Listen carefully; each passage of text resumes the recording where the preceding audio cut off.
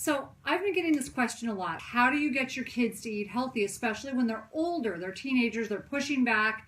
What do you do to get them to eat healthy? And one thing we know for sure in our clinics is that children are far more likely to do what you do than they are to do what you say. So they don't usually do what you say if you're not actually doing and living your message.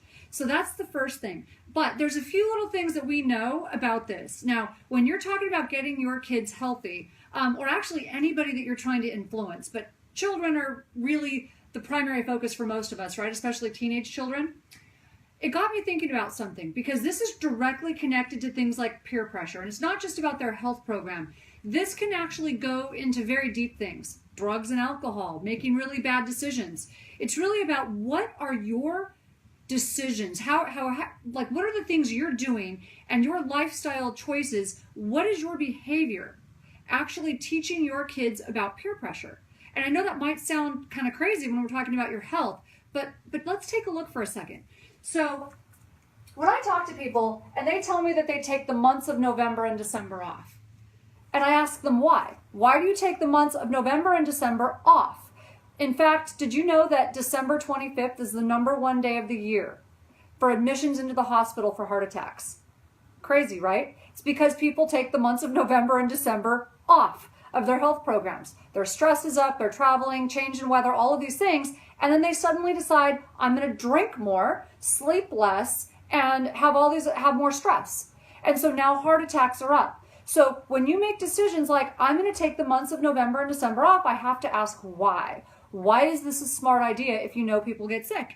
And all of a sudden, they'll tell me things like, I don't want to be a party pooper. I want to be able to socialize. I want to fit in.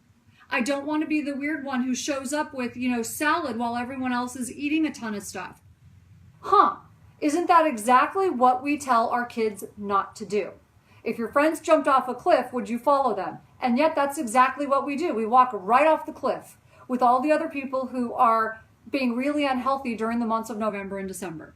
So I just want you to think about that. I'm not trying to be mean. I just want you to think, what is your behavior teaching your kids? Oh, let's go. It's okay that we just, go, really abuse our bodies during these holidays that are supposed to be a time of gratitude and giving and fellowship with family and things like that. That's a really important thing I want you to think about. Also, when you say things like, I just can't give it up. I just can't give it up. I want you to think about that. I actually worked with someone who's a martial artist who I had a ton of respect for. He was like an 8th degree black belt. And he kept saying this one thing. He's like, oh, I'm so good at this, I'm so good at that, but I just can't give up sugar. And he was specifically referring to soda. And I'm like, I'm sorry. So I don't want to talk about his career, but he was very advanced in his career. And I said, so you are this really successful person. You're an 8th degree black belt and you can't give up soda. You've won all these fights, but you're going to lose the most important fight of your life to a 12-ounce can of soda? Are you joking right now? And he looked at me and he goes, ouch. She's like, no one's ever actually talked to me like that. And I'm like, well, maybe they need to, because that's what you're telling me. And that's really what we tell our kids when we say we can't give something up. Because when they now struggle, that's the message they've been hearing. That's what they've been taught. I can't give it up. So think about your languaging, because your subconscious has no sense of humor. It does what you tell it to do. So try and change what you're saying. It's like, okay, yeah, this is a little bit, this might be a little uncomfortable, but I've done a lot heck of harder things than this. If you've gotten through medical school, if you had a baby, if you've ever been sick or taken care of someone sick, that's a lot harder than fighting a 12-ounce can of soda. Come on, let's be real. And all you need is a strategy. Those are the strategies we teach in the Brain Warriors Way live class. Those are the strategies we teach in our new books, which I'm so excited about. So think about your languaging. Just focus on what you're saying. I don't want to be deprived. You have to change your mindset. Then why should your kids be deprived of the things they want to do? When we start talking about things like sex, drugs, some of the hard things, if you don't want to be deprived of things you know are bad for you, why should your kids want to be deprived of the things they know are bad for them? What message are you sending? So one of the ways that I've used to turn this around, when I look at something that I use. Now, I admit it. I mean, frosting used to be my favorite food group. It's just a fact. I mean, I could have lived on frosting. I did. I just wasn't going to live very long or very well on it. And I figured that part out. But now when I see something like, say, a donut or cake or whatever, that is crack cocaine for me. And I know that. I'm not going back to that place because it's just a trigger food for me. So what I tell myself is I don't feel deprived when I see that anymore. Okay, so rather than deprivation, see, when I see that, that's hell. I'm looking at hell because I've been sick, I've been depressed, I've wished I wanted to die, and I've attached those very negative feelings to that thing. And it's like, I'm not going back to hell unless someone takes me kicking and screaming. So that's hell. I've been given a second chance. One of the best ways to heal is to help other people. It's one of the best things you can do to boost your oxytocin and decrease the stress in your life is to help others. And God gave me that second chance. This is the abundance in my life. Being able to share a message with you. If one person writes to me and says they got better, that's abundance. So you have to switch your thinking around. What is depriving you? Yeah, I want to deprive you. I want to deprive you of heart disease, diabetes, mental illness. That's what we want to deprive you of when we take those things away. So when you talk about being deprived, think about what that says to your kids. Everything in moderation. I get hate mail when I talk about this one. Everything in moderation. Really? Cocaine? Adultery? Affairs? Everything in moderation. Your subconscious doesn't have a sense of humor. When you think, a little bit won't hurt me, eventually we start pushing boundaries. Now I know people are like, I was just talking about food. But that's the message that you give. If you know something is bad for you, you know it's a trigger. And I'm not saying you have to be perfect. That's not the message we're giving. And we're not giving a message of like no mercy and no grace. That's not the message. The message is don't lie to yourself. Don't lie to yourself that something is okay or that it's good for you when it's not. Call it what it is and say, okay, today there's mercy, today there's grace, because that wasn't good for me. That wasn't good for me. I did it anyways. Let's just call it what it is. Move on. I fell and I'm going to get back up. But let's not excuse it and give ourselves an excuse to do something harmful by calling it moderation. And I don't want to be a party pooper. We already talked about that one. When you say that, then why should your kids want to be a party pooper? Their social lives, their friends during their teenage years are more important than anything else in their lives. It's more important than your influence over them. So who they pick as friends is really important because they have more influence over them at this stage or in their teenage years than anything else. So they don't want to be party poopers either. So if you don't want to be one, why should they? If you're not a leader, they're not probably going to choose to be leaders. So really important point to make. So what do you do instead? You got to be the change.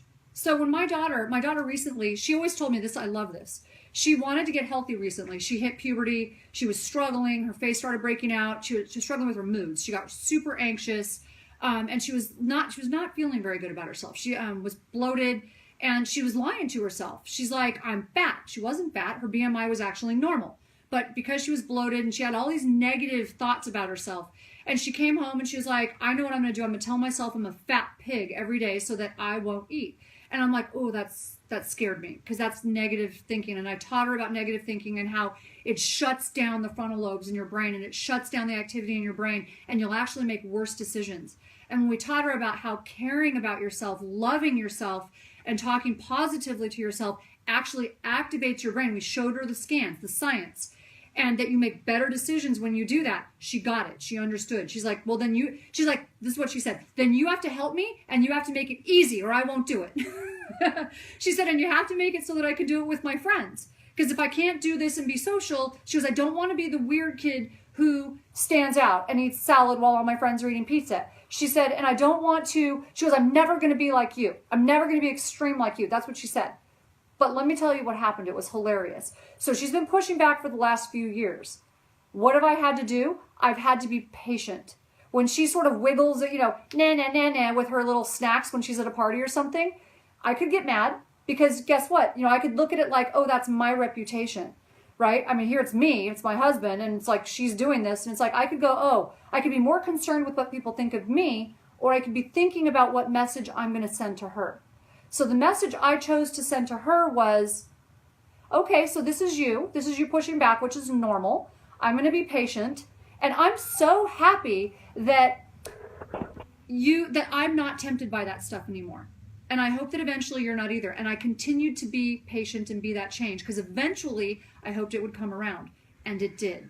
So I helped her come up with that plan, and now she's not like me. She's worse. So now she's sort of the leader in her group. She eats incredibly clean and incredibly healthy. She's not even 13 yet. She's not focused on what other people think of her, because they started seeing her as a leader, not as some weird kid.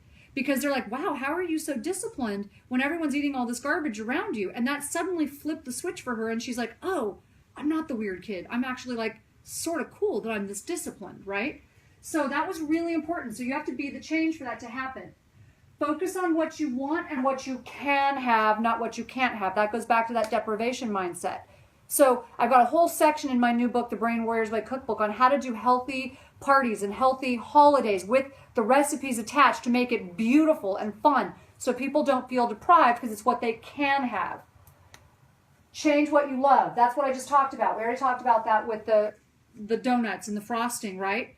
So you want to change what you love. I love talking to you more than I love that. I love being healthy more than I love the hell of being sick. So focus on what you love. Be patient, I already said. Make it fun. So we made it really fun for Chloe. We actually taught her how to come up with cool strategies for her social circle. We taught her, honestly, to go out. We actually came up with places where they served soft serve coconut, like coconut soft serve with coconut meat. It was 4 grams of sugar and 40 calories in a big soft serve. No dairy, no gluten, really clean. She was like, wow, I didn't know this existed. I'm like, see, God gave you a big brain for a reason. We just have to help you use it until your frontal lobes are fully developed. That's your job as a parent. So here's the big one that I want you to take away. How many of you use the same language I just talked to you about with your kids, with yourselves? Before we can really be great parents, this was a hard one for me to learn, because I was guilty as all get out. You have to discipline your inner child, and you have to love your own inner child first. So if you've used this negative talk with yourself, that's you talking back just like your kids talk back. You have to discipline your own inner child before you can actually help your kids. And I was awful with this. I was mean to myself. I pushed back with myself. And once I reined that in and learned how to love myself, be patient, be the change, I was then able to pass that on to my daughter. And I know I have a lot more hurdles coming up. It's not over, but that's why you have to do that consistency and make it fun. Be those constant examples, and know that there's no failing. It's just there's falling. You got to keep getting up. No one's going to do it perfectly, and we just have to keep doing that.